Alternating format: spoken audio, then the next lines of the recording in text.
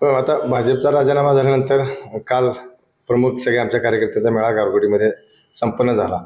राजीनामा दिल्यानंतरची भूमिका देण्यापाठीमागची भूमिका कार्यकर्त्यांच्या समोर गेली आहे। निश्चित ही सगळी प्रक्रिया कार्यकर्त्यांनीही मनापासून स्वीकारलेली आहे, त्यामुळे त्यांचाही मला त्याच पद्धतीचा उत्साहाचा पाठिंबा आहे। निश्चितपणे ह्या सगळ्या प्रक्रियेमध्ये आपलं विधानसभेची ही सगळी रणधुमाळी चालू असल्यामुळे सर्वच पक्षांच्या माध्यमातून त्या ठिकाणी आपल्याला त्या ठिकाणी संपर्कही त्या माध्यमातून होत आहे की बाबा आता उद्याची भूमिका आपली काय राहणार आहे।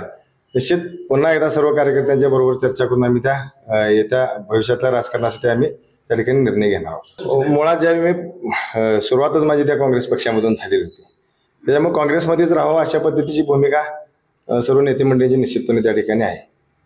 पण तो एक कार्यकर्त्यांची भावना आहे की जडणघडण आमच्या त्या ह्याच्यात झालेलं आहे। आपल्या विधानसभेचं थोडंसं हे त्या काँग्रेसच्या माध्यमातून माझे वडील 2 वेळा त्या ठिकाणी आमदार होते, ह्यातनं सातत्यानं सगळ्यांची भूमिका आहे की आपण काँग्रेसबरोबर यावं अशा पद्धतीची एक मागणी लोकांच्या मधून निश्चित त्या ठिकाणी आहे। कार्यकर्त्यांचे काय म्हणणं आहे, विधानसभा लढवायचीच आहे, आपण काय काल झालेल्या चर्चेमध्ये निश्चितपणे एक विधानसभा लढवावी अशा पद्धतीची भूमिका सर्व कार्यकर्त्यांच्या मनामधून आहेत।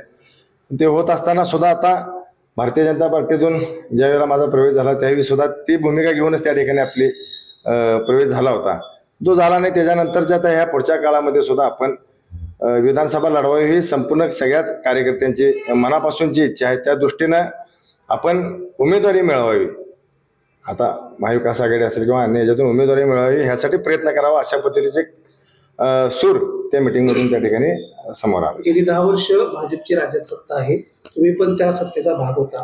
मात्र आता विधानसभा निवडणुकीच्या तोंडावरती एक माजी जिल्हाध्यक्षांना तर तुम्ही 2 जिल्हाध्यक्ष पदाचा राजीनामा देऊन दुसरा विचार करतायत। हे सत्तेच्या विरोधातील वातावरण, ही नाराजी नेमकी काय, त्याचं कारण आहे? नाही, सत्तेच्या विरोधात किंवा नाराजीचा हा सूर नव्हता। खरं वास्तविक 10 वर्षामध्ये म्हणजे गेल्या 6-7 वर्षापासून मी या भारतीय जनता पक्षामध्ये माझा प्रवेश झाला।